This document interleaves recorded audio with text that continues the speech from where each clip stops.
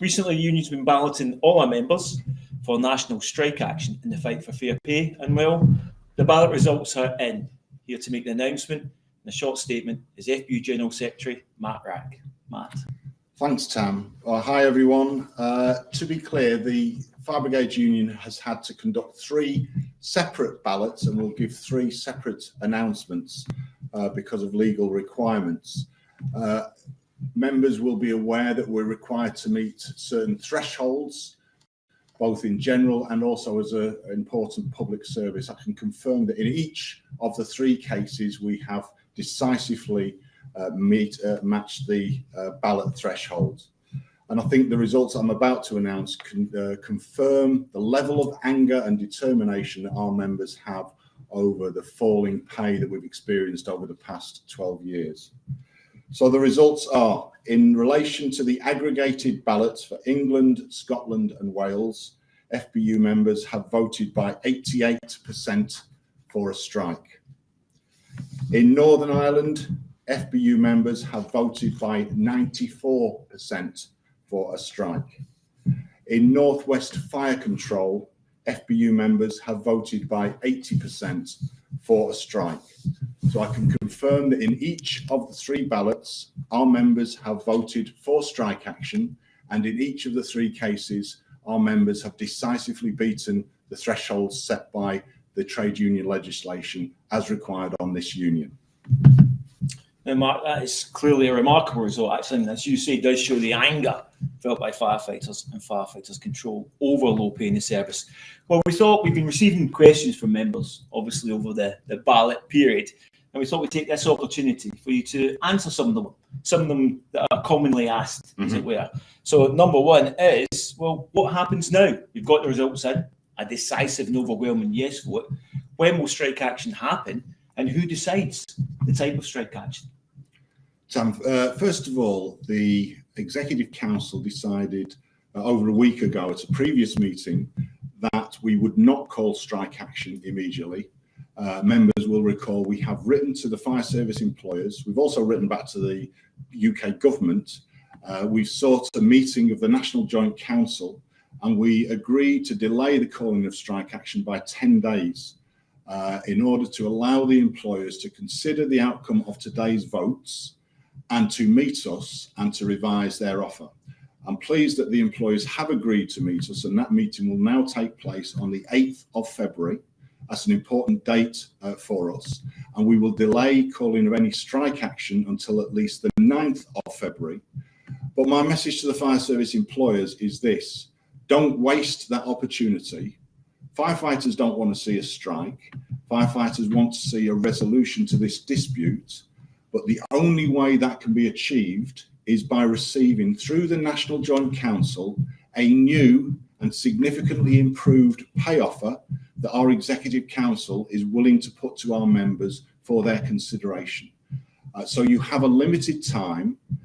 You need to think seriously. You need to take account of the level of anger that is reflected in those absolutely remarkable yes votes of firefighters voting for strike action. In terms of if strike action is called, that will be a matter for the Executive Council, Tam.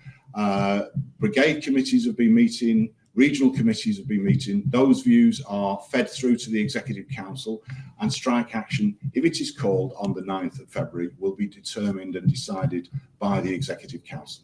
But just to be clear, members can input into that process, what, by meeting locally and feeding their views up? Yeah, and I've attended a number of meetings of that nature, Tam, where members have different views, and there are inevitably in the union differing views, and we have to listen to the views of everyone, and that can be then taken to a brigade committee for voting, and then taken to a regional committee for voting, and then brought here to the Executive Council, who will ultimately make the call for strike action. Okay, now Matt, you mentioned what the campaign aims are. This is about fair pay, and both you and I have been across the country hearing some quite devastating stories about the impact of low pay in firefighters and firefighters' control. Our members overwhelmingly rejected a 5% pay offer, which begs the next question: who will decide what fair pay actually is? Is it Executive Council? Is it members? What's the process? That's a really vital question, Tam. and it's one that's come up in the media. And to be clear, in this ballot, I certainly haven't had a vote. I didn't have a vote on accepting or rejecting the 5%. That's a matter for our members to decide. We're a democratic organisation. And I think the fact that we balloted our members on the 5% has given us a very clear democratic mandate from our members to go to the next stage, which is the strike ballot. And our members have spoken even more clearly this time with much higher figures for the yes votes. I hope that the employers will take account of that in the next 10 days. And in terms of what will settle the dispute, again, that is a matter for the membership to decide. But what I would say to the fire service employers is this: don't play games with us. It's too late for playing games. We've been trying to resolve this pay claim since May of last year.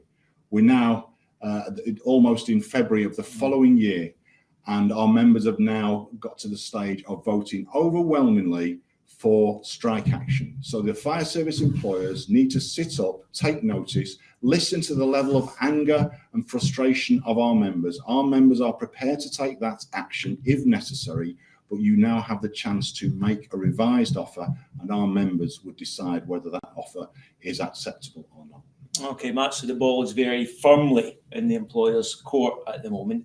But what can members do to help build this campaign, help build this strike action? Is there anything the members out there now should be looking to do? Look, I think our members have played an absolutely fantastic role throughout this. We've been all over the UK talking to members, hearing their experiences, hearing the hardships that members are increasingly suffering with the cost of living crisis and stagnating pay. Members need to stand together and stay determined. I think that's what's been reflected every step of the way. We're clear that some chief fire officers, some politicians have been saying, oh, don't worry about it, they'll accept 5%. Don't worry about it, they will never vote for strike action. We've proved them wrong every step of the way. And if they keep standing in the way, we will prove them wrong again. So the biggest thing our members can do is to stay organised, attend the branch meetings, participate in the discussions, participate in the union, take up roles as union officials, union reps at the station, the fire control or whatever. If we call events and there've been meetings and lobbies and activities across the country and nationally, participate in those, send a firm message to our employers, to chief officers and to the government that we're not prepared to accept ever falling standards of living, and they need to do something about it. That's what members can do. Absolutely, Matt. Now, just finally, both you and I have been associated in the fire and rescue service for many years. Nobody in our profession takes strike action lightly. So we know there's several thousand people watching this now, both members and supporters. What would be your message to them? Now you've got them here, what would be your message to them at this moment? Look, I would like to, first of all, thank all our members for the marvellous solidarity they have shown over the course of quite a long campaign now. But also the wider supporters. You're right, that there is a growing mood of anger in the country that workers, whether it's in the fire service, other public services or elsewhere, are paying the price for failure in the economy, failure of politicians, failures that we didn't cause, that we didn't make decisions about. But we're asked to tighten our belts endlessly. So that demonstration of unity and solidarity across the labour movement, but particularly within the Fire Brigades Union, I want to thank our members for that, for their determination, for their unity and for their solidarity, and for participating in this campaign, including these fantastic results that we are announcing today. We need to carry on standing together. The only way we will make progress on this, the only way we will deliver improved outcomes for our members that can actually change people's lives by improving living standards. The only way we'll do that is by standing together, standing united. And that's what I urge everyone to do in the coming weeks.